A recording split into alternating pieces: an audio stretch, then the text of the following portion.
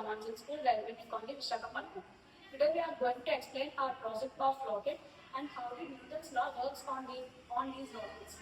Firstly, we are going to explain about how this project works.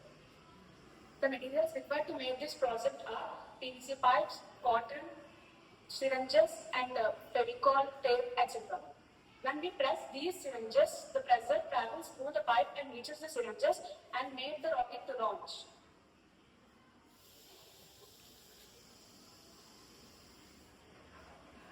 Welcome to myself. I am studying 9th class in RAMANUJAN School, Railway College, Vishakhapatnam.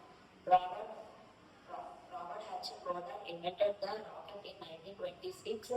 Rocket travels 11 kilometers per second to oppose the gravity. Without rockets, we never are placing the satellites on its orbit and never landed on the moon and we never dreamed the Mars missions. Rockets have been used in wars like with fire arrows in wars in the 100 years ago in China.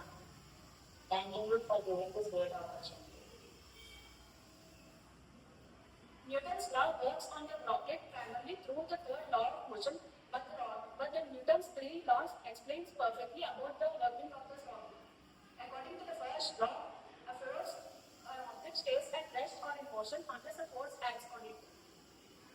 A rocket on the ground will not move until the engine burns and pushes it upwards.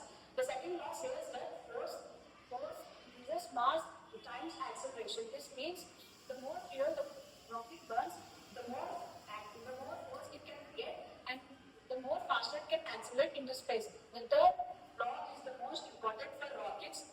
The third law explains that for every action, there is an equal and opposite reaction. When the engine pushes hot gas downwards, the rocket itself pushes upwards. So every time the rocket turns, it was the Newton's law that